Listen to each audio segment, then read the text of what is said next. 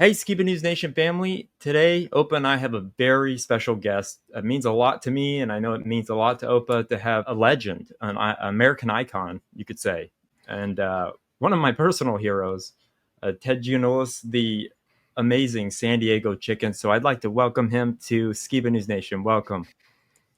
Quack, quack, quack, quack, quack. It's a pleasure being with you, gentlemen. Thank you. So cool, man. Yeah, I can't. The first time I ever saw you, I was a bat boy, and I was thinking about this the other day after we had talked. I was a bat boy for the Frisco Rough Riders, and I think I met you like right before you came out, and I was like, man, that's so cool.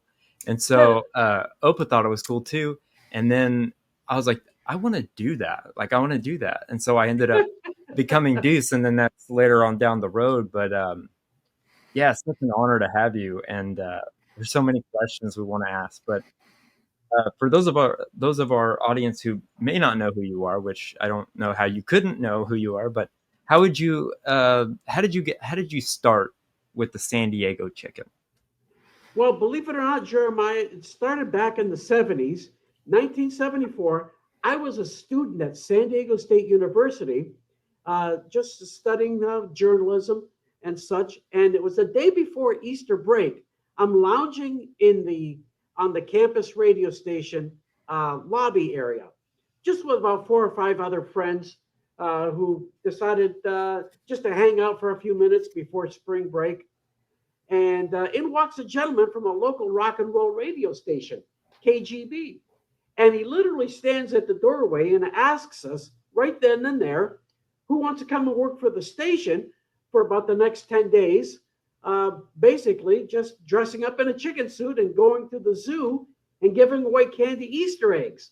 The pay was only going to be about $2 an hour. And all of us went nuts. We volunteered on the spot, anything to get our foot in the door at a real radio station. So Right. suddenly he's got these five eager faces and he's got to pick one. So he looks around the room, points to me in the far corner, and he says, "You, the short guy, you'll fit the costume best of all. So you start tomorrow." And just like that, he was done in 90 seconds. Came over, shook my hand. We met at the zoo the next day. He gave me the outfit. And so I went to the front gate of the San Diego Zoo, just started passing out these candy Easter eggs as a radio station promotion. And Wow. so it kind of took off right from there. That's so cool. And so I watched like several documentaries. This was even before we started communicating, but it was about like you were the mascot for the radio station, and they would have you go to baseball games or football games, and they wanted you to represent their radio station. And then Yeah, yeah, that's how you got your start, like meeting with fans and stuff and becoming a fan favorite. Like yeah, I saw it so kind many of people. evolved. Yeah, it evolved from there, Jeremiah, because once my stint was done, I wanted to stay at the station somehow. Right. And I figured, well, why don't I start going to sports events? We were trying to show off the call letters of the station, and that was fine at the zoo. But I figured, wow, what if I went to opening night for the Padres? That would be something just to expose the call letters in front of like tens of thousands of people. And so, Right. yeah, just started going there, and the fans had fun with it here in San Diego. And I started goofing off in the aisleways, and it just grew from there. Fans started laughing. The Padres were getting positive feedback. We were getting good feedback back at the radio station, and so we had literally fallen into an idea for marketing, which nowadays is called guerrilla marketing, and that's Yeah. where you put the brand or your image in front of people in unorthodox locations, and it just took off from there. I know that, you know, I don't know how it all went down with KGB, but I know that you loved doing it so much and the fans loved you so much, and then something happened, and then you decided, hey, I'm gonna do it myself, because I mean you were the chicken. Like everybody knew you as a chicken because of your personality and just who you were. And it's you have like you're almost like a comedian. Like, you make people laugh, you make people have fun. Can you kind of describe what that was like? Sure. Well, I was with him for 5 years, and then I wanted to expand the horizon of what I was doing. And the Right. station wanted to keep it anchored more towards just San Diego. And so we came to loggerheads.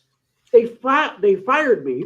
Then they filed a lawsuit to prevent me from branching out on my own.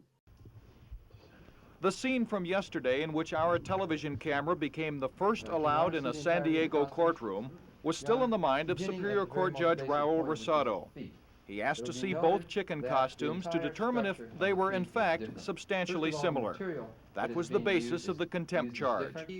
Radio station KGB claimed the costume, designed and worn by ex-employee Ted Giannoulas, looked too much like the one originated by the station. Before reaching his decision, Judge Rosado said no one can have a monopoly in chicken costumes, and he did not want to deprive people from watching the art of Giannoulas. He also mentioned that Giannoulas had performed at a county bar association dinner. Judge Rosado dismissed all contempt charges, and the chicken was free at last, free at last. Thank God Almighty and Judge Rosado, I'm free at last. Woo! While all of us will agree that Ted's appearances in court were unusual and colorful, I think we'll all be glad to get him in a different setting. And Judge Rosado seemed to agree. He said he wants to put this to nest once and for all. John Killia, News 8 at the county courthouse. But they lost that lawsuit, and the courts ruled in my favor and made me a free agent chicken. And so I started branching out all on my own. This was getting national attention back in the 70s. In Major League Sports today, much of the cheering isn't for the guys in the baseball and football uniforms, but for those in the mascot uniforms. The St. Louis Cardinals have their Firebird. In Philadelphia, they have a creature called the Fanatic. In Pittsburgh, it's a parrot. Mascots are being discovered everywhere. In New York, Montreal, Baltimore, Oakland, Boston, Atlanta, and Houston. But this is San Diego's mascot. The man in the bag is Ted Giannoulas on his way to court. Before being forced to become the unknown mascot, Ted Giannoulas was known as the KGB Chicken, the big bird of baseball. Fans flocked to the stadium to cheer the chicken, even when the San Diego Padres were laying eggs. I turned into a folk hero of sorts. This is my 6th year of doing this kind of work now, and I'm enjoying it. It's more like a hobby, making people laugh. And at one sitting, listening to thousands of people laugh on some particular shtick or routine is really an emotional uplift. They really are spur-of-the-moment improvisational, spontaneous ideas established in a sports setting, be it, for the most part, a Padre game or a football game. But if it gets a good reaction, I'll remember it and make it a permanent part of the repertoire for the next time around. Sometimes, the next time around turned out to be in other towns. Chicken's fame spread, and fans were hollering to see the chicken strut his stuff, as he did here at a basketball game. Because he had flown the coop without permission, management at KGB Radio fired him. We have terminated Ted Giannoulas' salary, and we have filed a lawsuit in San Diego Superior Court to protect our rights. The courts upheld KGB's position, and Ted became a man without a uniform. Well, at first I was heartsick. There's no question about it. For 5 years I worked as the chicken in San Diego and worked with sports teams in San Diego. And in essence, the judges divorced me from that. Then, station management figured a chicken by any other name would still please the fans. The KGB chicken still exists and will continue to appropriately represent the people of San Diego. But the fans booed the new chicken right out of the stadium. Tremendous attention.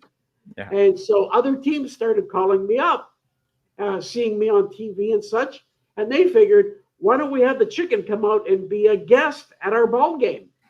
And so as I started going around the country upon invitation by all these teams, something mysterious happened.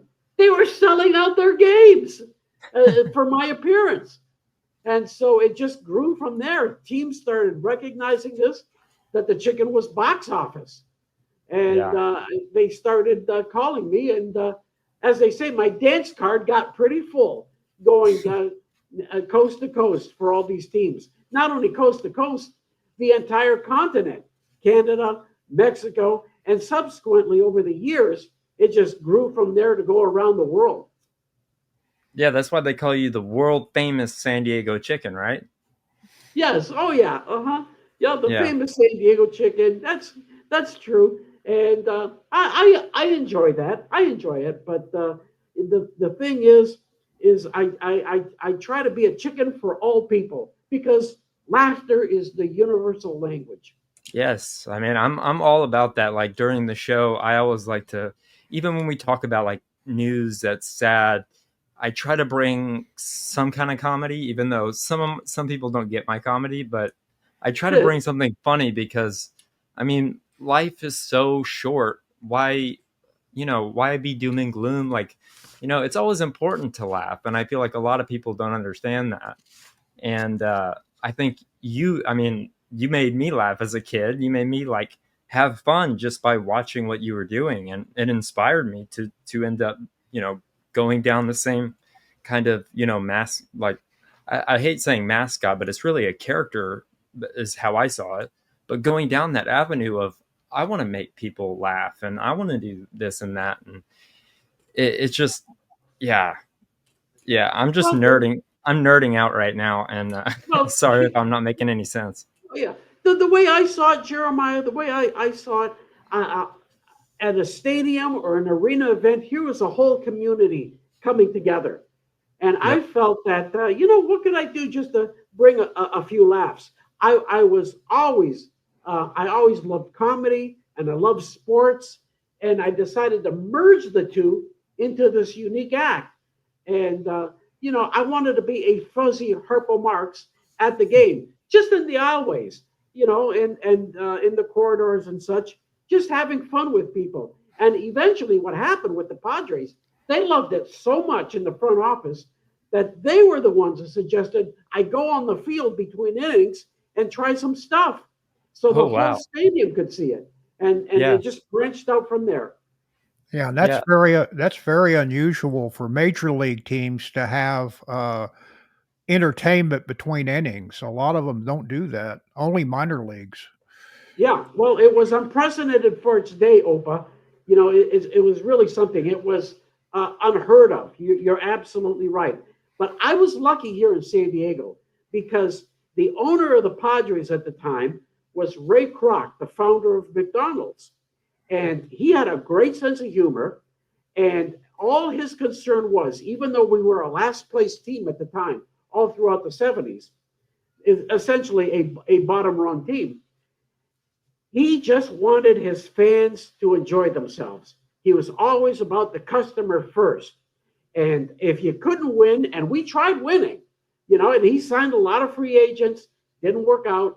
But the whole idea, he saw me going around, and the fans were having fun, and he loved it. And so he and his front office staff encouraged me because they weren't paying me, of course, but I was still getting paid $2 an hour by the radio station. But they loved it there, and they were very kind and gave me all the room to operate. And as I got more creative, like I say, it just got its own footing, and it became a fan favorite. Yeah. One thing that I mentioned on the phone was one of the first time you sent me a voicemail on my phone. I let my mom listen to it, and she knew who you were too, and she got a kick out of it. She thought it was so cool, and a couple of months later she passed. But it's so cool to be doing this with you now because I know she's smiling. But I asked you a question, and it kind of has to do with your mom. But your mom created the chicken that everybody knows now, right? Well, yes, yes, she had a hand in helping develop the outfit. It Right. started off with a regular costume company, and then when my mom saw the outfit, she said, "Well, I could do something like that. That's easy," because she was a seamstress. She would make dresses of all kinds. She could do, like I say, wedding dresses, gowns, everything. She was a Greek immigrant, and we became U.S. citizens when we moved here, of course, from Canada. And then she would continue with the clothes. And so when she saw the outfit, she said, "Yeah, I think I could do that." So she always helped repair and always made additional outfits for me, and I was able to grow the character as a result. Yeah, I like that you mentioned character because, like, so I was Deuce the Prairie Dog at Rough Riders, and it was probably my favorite job I've ever done because this was the last year that they were going to have Deuce when I got the job there. So there I am. Yeah. But it was the last year they were going to have Deuce, and so I wanted to make him like a Mickey Mouse, but like goofy. Like I wanted to blend the two because he looks kind of goofy and he's like Mickey Mouse, like he's the OG. So that's the kind of character I portrayed, and they liked it so much that they kept Deuce. So they have 4 mascots now, which is crazy. He's still there, and the 4. guy, Wow.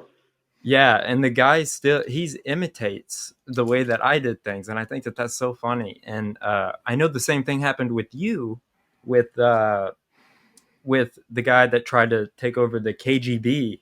He was like, I was studying what he was doing and trying to be you. And I Oh, just think when that, I got fired, yeah, they brought in an intern to try and take over, but it was hopeless. And it didn't last. I don't think it lasted a week or two.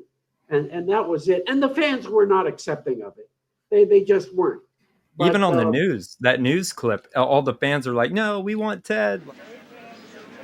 And pickets followed him wherever he appeared. KGB has an idea that we don't care who's in the chicken suit. They've suspended Ted. Ted's the person that San Diego for 4 years has fallen in love with as a KGB chicken. They think that just by replacing him with another person, we'll still keep the suit. We like the suit, that's it. It's not it. We want Ted in the suit. He's the one we love. Like, they were not having it. oh yeah. That was really something back in the day. And but anyway, I was able to branch out on my own, and so that was a great first step as a result to save the character. And the station thought, like I said, they could put an intern in there, and he could jump up and down, and that would be it. And that was not the case. I just try to make it a comedic character, and have fun. And you gotta, as you would know, you gotta know sports, and you gotta have a sense of humor, and to know what's funny and when to lay low. And so those things were second nature to me, being a sports fan anyway. Yeah. Yeah. So many of the acts that you did have been copied by a lot of teams now. And even Jeremiah as Deuce did a lot of the same performances that you did. And I think that's incredible that you have influenced so much the mascot and Just performances and everything else. sports culture, period. I mean, just, Yeah. yeah.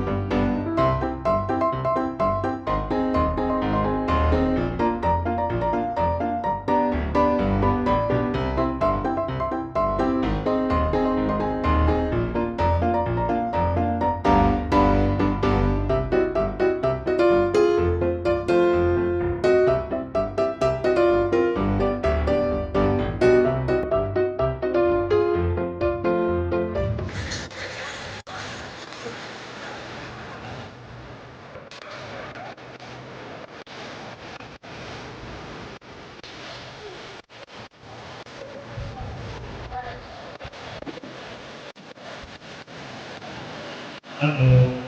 Looks like Deuce is in the dancing mood again.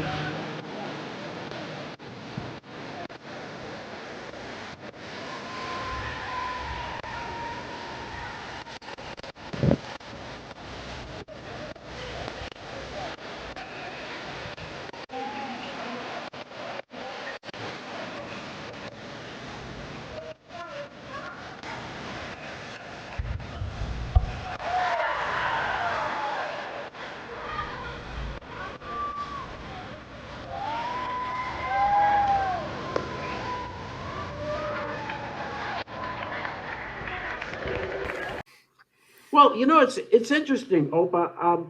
When I started in 1974, there were really no mascots on the professional sports scene. Colleges Right. had them, high schools had them, of course, but they were more like cheerleader types. My own high school had the Hoover Cardinal, but nobody wanted to do it. And at times, just a cheerleader would pop their head on and just run the sidelines for about 30 seconds, take it off, and that was it. But when I started, no professional teams really had mascots of any kind. And as a result, now everybody's got them, it seems like. Even the Olympics make a big deal over having a mascot. So, yeah, it's really something what was generated from a lowly rock and roll station radio promotion. And it just grew from there. Yeah. And it's even this was going to be one of my kind of questions later on, but I think it would be a good time to bring it up. But okay, so I'm the biggest Elvis Presley fan. He is I love Elvis, and my wife thinks I'm crazy because I love Elvis so much, but her dad loves Elvis too. But I heard that there was a story that you have with Elvis. Is that true? Oh, a great story. Yes. It I'd was love to hear it. about 1976, I believe it was. It was about 16 months before his passing. And Wow. yeah, and he's playing a concert at the sports arena here in San Diego. And as I was doing back in the day, I would go to all the concerts in town as an ambassador for the radio station. And once again, just to show off the call letters. And like I say, I was ubiquitous at all public events in San Diego. But on this night, Elvis was performing. And as I walk into the sports arena, all security was wagging their finger at me, saying, "Hey, you got to be cool tonight. Elvis is royalty. No fooling around with Elvis." Because I would, run the aisles and dance and that sort of thing. But they try to make me literally stay in my seat for this concert. Well, in his song set, he goes on a medley and brings up the song "Whole Lot of Shakin' Going On" by Jerry Lee Lewis. Jerry Well, I Lee, said, yeah. well, that's my number. I'm not going to sit here and just listen to it. I got to go up and dance because there's a line in that song. "We got chicken in the barn." Whose Right. barn? My barn. So I leave my seat in the darkness of the sports arena seats, and I go down the aisle, and I literally go all the way up to the stage under Elvis, and I'm dancing in front of the aisle under Elvis while he's singing "Whole Lot of Shaking Going On." And the fans are enjoying it, of course, and I'm dancing up a storm like it's American Bandstand or something, back and forth. Elvis sees this, and he starts laughing on the stage. And he was starting to laugh so loud, he forgot the lyrics to a song. And then he goes down to one knee. He's in hysterics watching me dance to this music. Meanwhile, the band is still playing the song, and they're a little worried because Elvis is on a knee, and they're afraid, oh, he's going through a seizure of some kind. And what happens in that moment? His Dr. Nick, runs from the side of the stage with his black bag, his doctor's bag. He opens it up right beside Elvis, pulls out a stethoscope, puts it on, and attempts to get Elvis to lay down on the stage. Elvis is having none of this. He's laughing, he's shaking his head, and he literally has tears in his eyes. I can see tears in his eyes. He's laughing that much. But I'm still dancing. The band's still playing, albeit a little bit softer. And so Elvis awesome. shakes off the doctor. He points to me. Doctor looks over. There I am dancing. I'm looking up to see, hey, what happened to the lyrics? Okay, and the doctor, you could see the air go out of him. Oh man, okay. Elvis is just having a big laugh. He puts away his stethoscope, his bag. He scoots off the stage.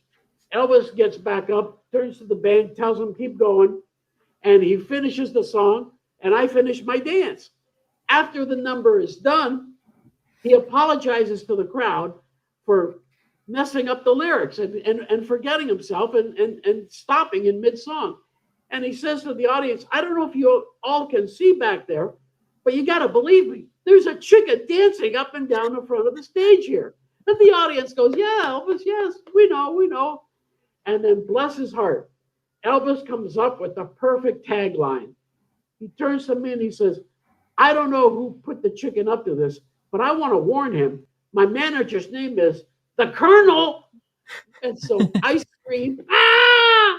You know, oh! I get scared and I literally hoofed it out of the building. I ran right up the aisle like I'm scared.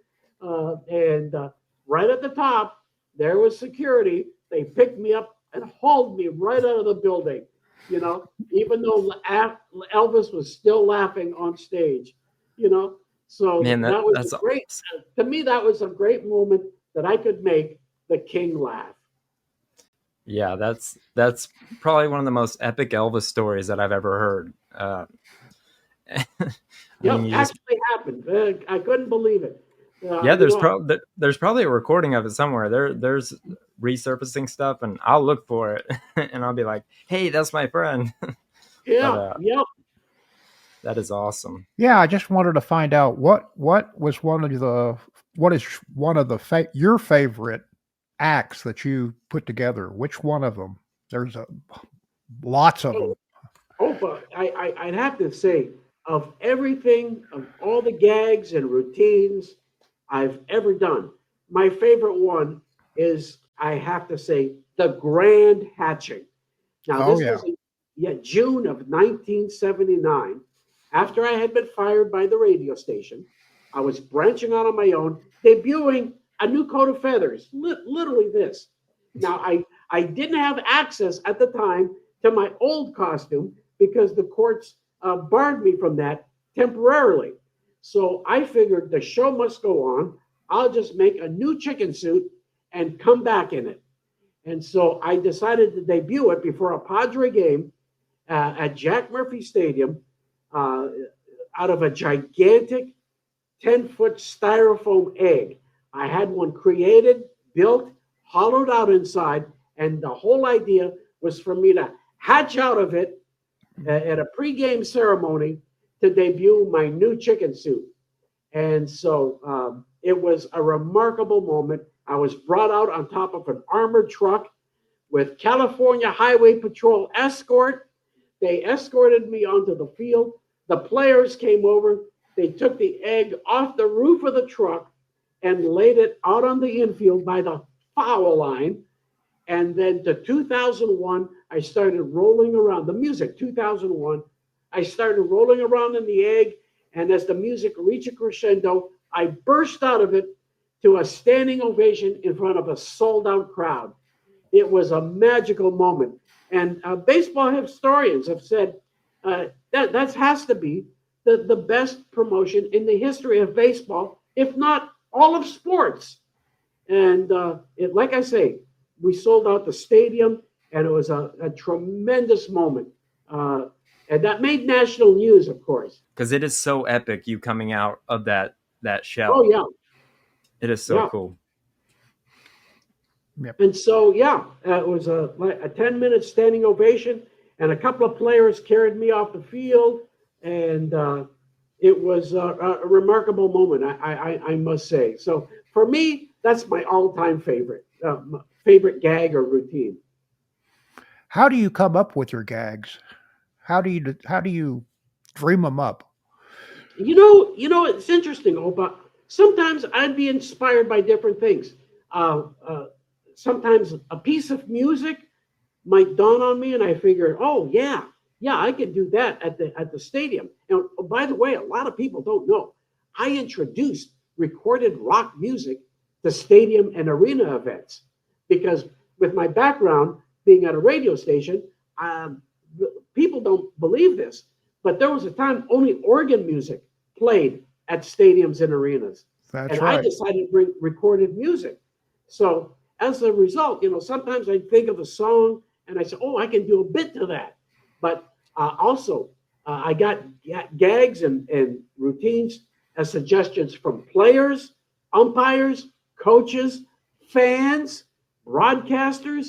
Everybody just saw what I was doing, and they would pitch ideas for me to try. And Wow. I would go out and give it a try. And if it worked on the audience, it became a permanent part of the repertoire. And of course, like I say, I would look at something and I say, what could be funny here? What could I do here? And so when I see the grounds crew go out in the inning break and clean up the field, I figured, well, I can go out and join them, and be part of the mayhem and just like be one of them. The whole idea, the whole vein of what I was doing was not a human trying to act as a chicken, but a chicken trying to act like a human being. And so, it made it that way, a cartoon character that came to life. Right. And so these various ideas came to me in that kind of venue and mindset. Well, speaking of that, what happened with the Barney skit? The Lombardi skit? Yeah. Did you get in trouble with that one? Oh, the Barney skit. Yeah. Oh, yeah. Oh, no, I love that one. Oh, I love it too. As a matter of Yeah. fact, Oh, Jeremiah Barney, would do that as Deuce. the Barney the dinosaur skit. That's right. Yes, I did a bit or routine. I was watching the old one of the old Saturday Night Lives when Charles Barkley was guest hosting, and he was going one-on-one in a basketball game against Barney the dinosaur, and he was literally plowing into him and beating him up and dunking on him. And I thought, hey, that's pretty funny. And then I got to thinking, well, what could I do? What could I do with that character? He's so renowned.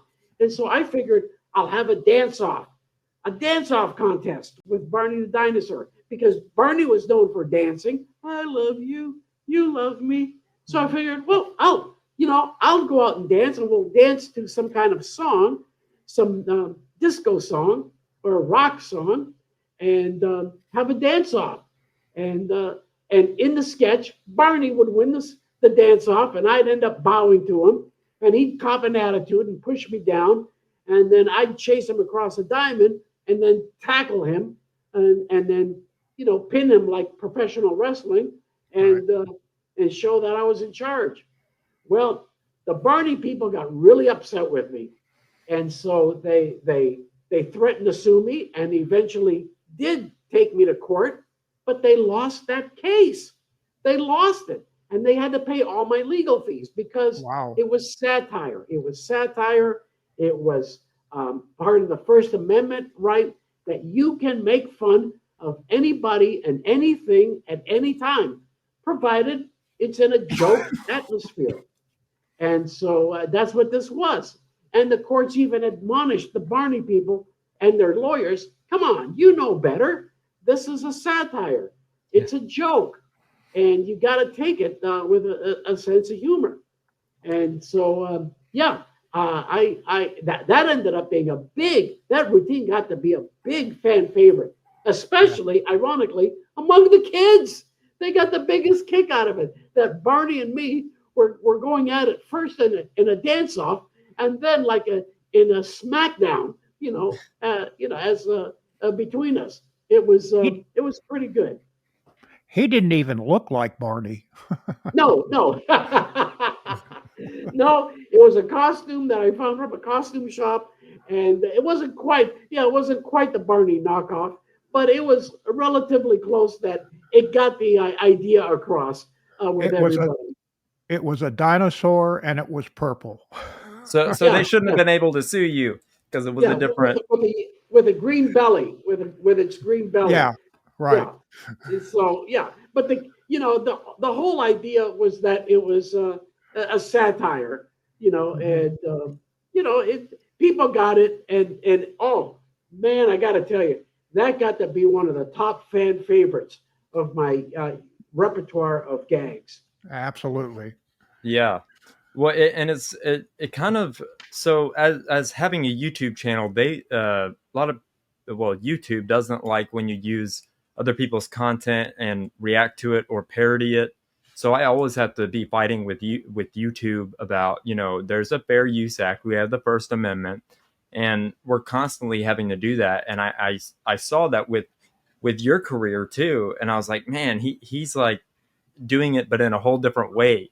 And I thought that was so cool that you're able to defeat the court that's trying to take you down, and Oh yeah, yeah. There, so awesome. in the past there were naysayers that say you can't do this, you can't do that, and they decide to impose lawfare where they know better, they know you're correct, but they try to drain you of your resources, financial resources, just running you through the ringer of the courts.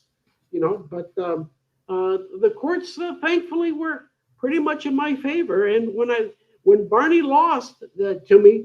They made Barney's people pay for my legal fees as well. That's So great. that was a very positive, I thought. So how did you come up with the skit with the little chicks, the little chickens?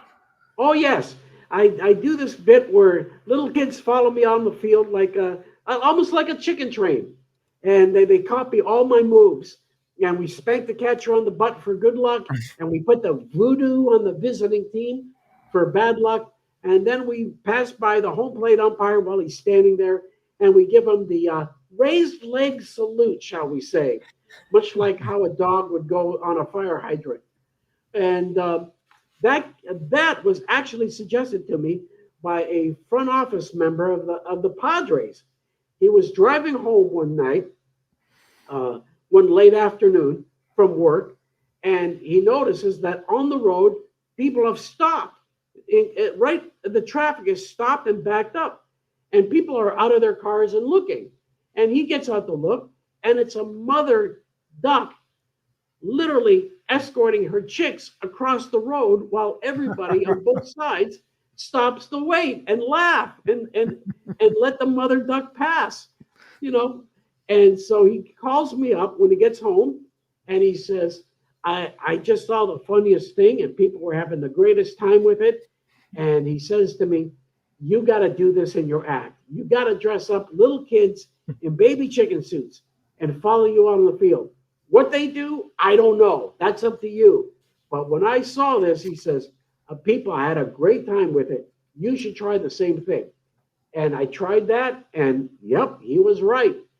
Instantaneously, people just had fun with it because essentially it was Halloween coming to the ballpark or the arena, and people were enjoying it. You little 5-year-old toddlers just dressed up in suits and following me around, and inherently it was very funny, and it made people laugh, and that's the bottom line. That's all you can ask, guys.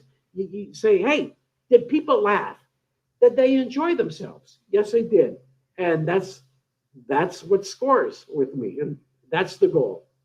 That's a great audience participation thing too, because I'm sure you chose the kids out of the stadium, and yes. Oh, as I go across the country, that's a good point, Opa. As I go across the country and I do these gags, I'll recruit them literally out of the grandstand for these kids. I ask the parents.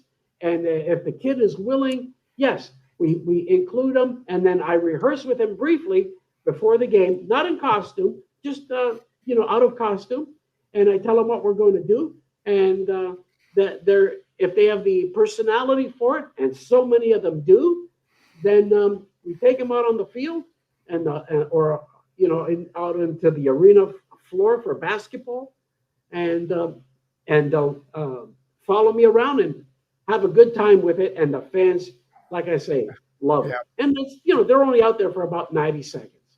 Yeah, but it's very good connection between you and the audience, and it really makes them want to be there, and you're a part of them, and they are part of you. I think it's great. That is a very good point, Opa, because I was born in the grandstand too, don't forget. And so I'm a fan. But the idea of it ingratiating the audience into the mix of the entire atmosphere. That was important to me because there's a real connection there that people really seem to enjoy. I mean, even myself, I would go onto the field, do some bit with the players or the umpires, and then I would run right back and jump into the audience with them. And so the audience is thinking, my gosh, he's one of us. Yeah, that's the whole idea. Exactly. So I saw a couple of cool photos of you and President Reagan. And can you tell me a little bit about that story? I think that's like one of the coolest photos ever. Oh, yes, yes.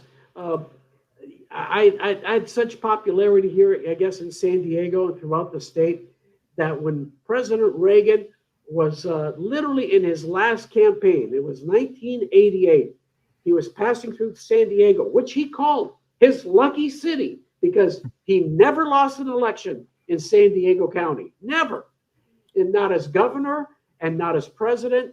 And in 1988, when he was running to help out the first President Bush for his campaign, he was campaigning in San Diego, and the White House staff called me up and asked me if I could come out and be part of the festivities, to help welcome President Reagan to town. And I said, sure, of course. And I came out there, and obviously all the people went nuts. And I was up there with him on the stage to help introduce him. And when he came to the stage, I raised his arm in victory, and it was a great moment to be there. Unbelievable. It was a tremendous thrill to be recognized like that by the White House and say, hey, you just come out and say hello and introduce us. And I got to say, it added a lot of color to the event, to say so myself, because you have all these politicians and dignitaries and what have you. But then here I come, and I'm at the podium to help introduce the president. And he loved it. Well, he had a good sense of humor anyway. And it was a special high mark for me. Yeah, what was he like? Did you have the chance to talk with him after or before? Yes. Yeah, backstage afterwards, I was able to have a few words with him. Very cordial, very kind, extremely appreciative, and a tremendous ambassador for the country.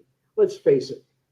He was the way I saw him, he was just the same person off stage as he was, when before the cameras, and it was wonderful to see. That's awesome.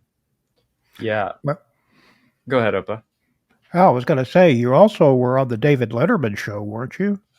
Yes, actually, it was a Tonight Show when David Letterman was hosting for Johnny Carson on one of his vacation breaks, and so David Letterman had me on, and that was wonderful. I got to sit at the couch and answer some questions and goof off with the band, and it was again.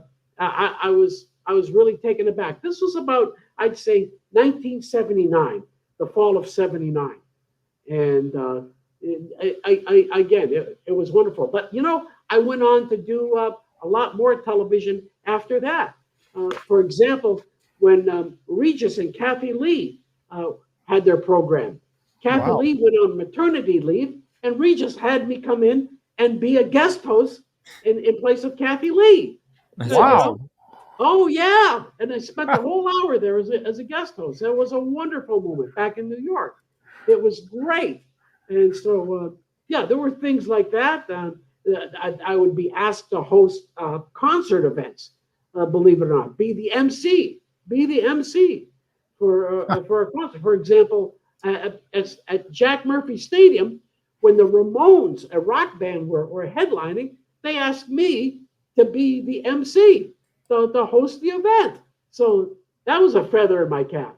So a lot of things really transpired from what I was doing, in sports and such. A lot of times again, on the music theme, bands would invite me on stage to perform with them. That would include Jimmy Buffett. That would include Sammy Hagar, who I had a great time with on stage. There would be so many bands that I literally went on stage with as well. Cheap Trick. I could go on and on with so many of them. And but again, it created that camaraderie between the audience and the show itself. Exactly. Yeah. Yeah, that's why I said you are an American icon. And when before I came to the studio today, it was helping my mother and father-in-law. They're setting up a garage sale, and my wife said, "Hey, did you know that he's going to be talking to the San Diego Chicken?" He was like, "Oh, no way, the San Diego Chicken!" Like, he was very excited about it, and it's just amazing how so many people, you know, gravitate towards you because you are such a real life character. If that makes sense. Oh, thank you, thank you. That's very nice of you to say, Jeremiah. You know, I enjoy what I'm doing. It's a lot of work, and it's a lot of effort, a lot of planning, but it's not a job. I love it that much, and as a result, it was second nature to me. And I got to say, people inspired me with their laughter. It just encourages you, and there's nothing special. There was nothing more special to me than hearing thousands of people laugh at one of my jokes. You know, I wasn't. It was. It's just 90 seconds of improv and a sketch without any dialogue, and people would laugh. They would get what I was doing. It was like a fuzzy Harpo Marx, like I said, or like a Charlie Chaplin. It was a visual comic. People would see it and identify with it and have fun with it, and that was important because, Yeah, like I say, I was among them. yeah, I like that you're able to talk too, because like as Deuce, I wasn't allowed to talk. Um, but it's so like so I got this signed when I met you. I mean, it's been chewed up by a dog, and I was very upset when this happened. But um, you took the time to talk to every single kid in that line, and that meant a lot to me and probably every other kid there. And that's one thing that I try to do is Deuce, like you are inspiring the next generation of entertainers, I feel, or at least you have for me in my professional mascot career, but even though it was short. But I try to be an entertainer in everything that I do. But yeah, I this is one of my prized possessions right here. So Wow. Well, the way I look at it, if Big Bird can talk and Barney the dinosaur can talk, so can the chicken. You right. know, but Yeah. you touched on something there. You're right. After every game, nonstop, when I was allowed 99% of the time, I would set up a table in the concourse and stay and sign every autograph request and take every picture request for as long as the people were in line. And I never left anybody behind. I stayed till the very last one. And sometimes I would go literally till 2:20 in the morning. And that actually happened at Old Arlington Stadium after a Rangers game. I was there Wow. till 2:20 in the morning. It's a fact. Even the Fort Worth Telegram had a little sidebar article how long I was there for. But the people, I was surprised the people are still there past midnight, till past 1 o'clock, till past 2 o'clock. They're still there. You know, Wow. I had fathers telling me they went home, they dropped off their family, and they had to come back and do a U-turn to get the autograph or a picture with the chicken, and then take it home for everybody in the morning. And that to me was extraordinary. But it's something I enjoy doing. The way I look at it, they came out for me, and the least I could do is stay for them till Exactly. everybody got an autograph or a photo that they were happy with. That's awesome. So are you still doing the chicken? Like you're still out there doing your act and everything? No, believe it or not, now, Jeremiah, I'm in semi-retirement and I don't do as much at all. Maybe the odd thing here and there, but now I'm actually in my 70s, and I've really I'm starting to enjoy life that I missed when I was in my 20s, 30s, 40s, 50s, 60s, believe it or not. And so I'm now taking it a little more easier and enjoying San Diego for the town that it is. You And let know, me tell you, I go on. enjoyed going all across the country anyway. I enjoyed going nationwide and around the world. So it was all good to me, and I loved it all. You know, the problem now is that the minor leagues have set time limits, and there's not a lot of time between innings now, so you would have a really tough time doing a lot of your acts. Yeah, I'd have to shorten a lot somehow, and I don't like the. I got to tell you, as a baseball fan, I don't care for the pitch clock. I don't care for this hurry up thing. And I'm going to tell you something as a baseball fan that a lot of people should notice, and nobody's talked about this. So this is chicken theory, okay? We have seen in baseball a lot of arm injuries to star pitchers. Right. And my point is they are hurrying those pitchers so much with their pitch clock business that it's ruining arms and careers. And baseball has got to rethink this pitch clock business because I don't think the human body can recover quickly enough after the thrust, the physical thrust of delivering 95-mile-an-hour fastballs, 100-mile-an-hour fastballs, 90-mile-an-hour curveballs or sinkers. There's a stress that's going on in the human body that needs a little more recuperation time from pitch to pitch to have this kind of physicality. So if I was commissioner, or if I had the commissioner's ear, I would say just rethink this pitch clock business and let's go back to the way it used to be. Let the pitchers have their moment out there so that they can be at their best. Because if you look around, a lot of star pitchers are going down with arm injuries, and that's not right. Right. And on top of it, they put pitch limits on them, and you know, they only pitch once every 5 days, but they don't do anything in between. And so they should be continuing to throw the ball at least between starts.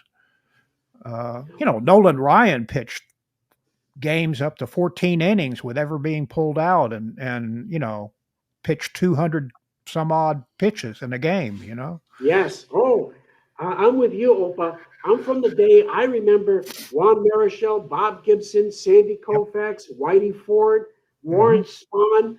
How did Yep. these guys do it? How did they do it? You know, and they would do it every 4 days normally, not every fifth day, but every 4 days. Right. And yeah, they had great stuff, and they were Cy Young Award winners. And yeah, heck, their videos are still on YouTube. You can go see, you know. But you know, you got to ask yourself, how did they do it? And so something to be studied about, I think. But yeah, like I say, you know, being a baseball fan, I notice a few things that are good for the game and not so good for the game these days. Yeah. Jeremiah was a pitcher. Yeah, and I got hurt from, you know, trying to throw it too hard and all that. So you're exactly right. I think your theory is very likely. Oh yeah, yeah. When you see, like I say, the physical thrust that has to go into these pitches, and I think the arm and the body just need an extra 10 seconds or so to recuperate, you know, for the next pitch. Instead of saying, "Hey, you're on the clock here. You know, you got 15 seconds for that next pitch. Hey, let's go." Well, Oh, wait a minute. that makes it feel more like work, you know, and that's Yeah, another thing is it's not fun anymore. Baseball is no. not when they put all these regulations and stuff, it's like, but that's why it was fun, you know, and you know they kind of lost that, and I hope they make those changes. And I mean, I guess we can only hope for the best, you know, because Yep. I don't know where the game's going now, but Yeah. Well, year after year, we're seeing these pitchers go down and it's remarkable. I don't know when the moment is going to come when they're going to say, hey, we got to be careful. I mean, look at the NFL. When they started losing a lot of quarterbacks to injury from these sacks, from these hard tackles, they basically came up with a roughing the passer rule to try and save some of these quarterbacks, because the NFL recognized all our star quarterbacks are going down fast, with these hard tackles and such. And that's part of the game. I get it. But obviously, they want to take away the angle from the intent to injure the star player. And football is football. I get it. But the league wanted to protect its quarterback, and it's looked towards that to say, okay, yeah, let's just be a little more cognizant of people who are vulnerable on the field. Just as they have a roughing the kicker and now they have roughing the passer penalties. That again, just to protect the key people from the elements of the harsher side of football.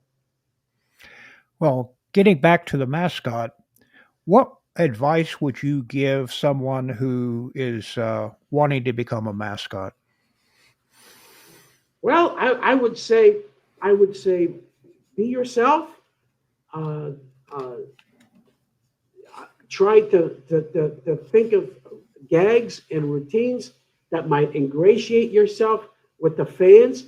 Sometimes small things can be big things. I enjoyed goofing off on top of the dugout, off of the action, and playing to that. To me, that was always fun. I would say be prepared for the physicality of being strong in the suit. Takes a lot of energy and a lot of tolerance for heat. In my outfit, I never had any fans. I never had any ice chests, ice vests, or anything like that. I wanted to be as mobile and light as possible. So I would say have a good sense of humor. Please know the sport that you're performing in. That's important. I've seen mascots not know anything about the sport and cheer at the wrong times, and just look like a fish out of water, So know who your home team is and who the visiting team is, believe it or not, and just understand the game so that when you cheer or you razz the umpire, you're doing it with an understanding with the fans. Yeah. Well, Go on. Go ahead, Opa. No, you go. I was going to say, how has your being the San Diego Chicken impacted your life outside of your costume? Oh, that's interesting. I would say it's made me see things in different lights. Believe it or not, Opa, it really does. People are can be very, very good-hearted. They really can, and it's made me look at the things differently. Maybe that comes a little bit with age as well, but yeah, I just look at things like in the end, laughter is the best medicine for everything.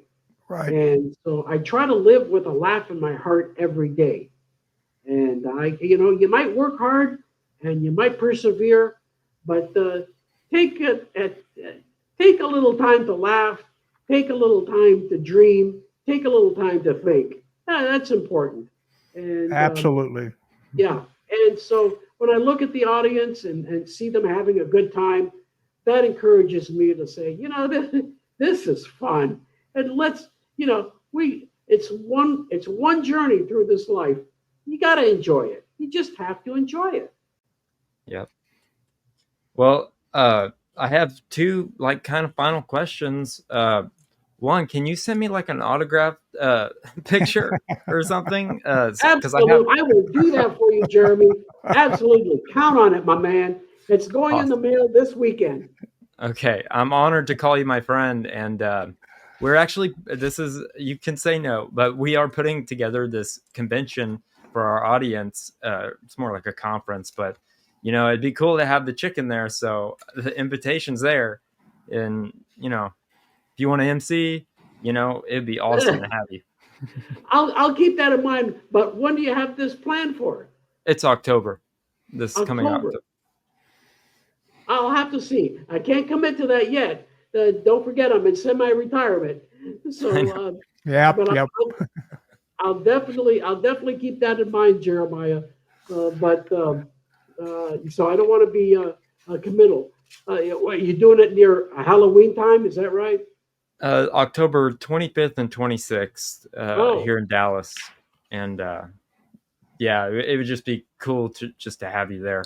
But yeah, it's going to be a lot of fun. All right, I can't commit at this time, but I definitely keep that in mind. You're a good guy, Jeremiah. Awesome. I appreciate that, and thank you so much for your time. I mean, like I said, you are a legend, an American icon, like for real. And I want all of our audience members to go look you up, and how can they follow you? Do you have any social medias or? I'm not on social media, believe it or not. I don't do any social media. I'm just not there with it yet after all these years.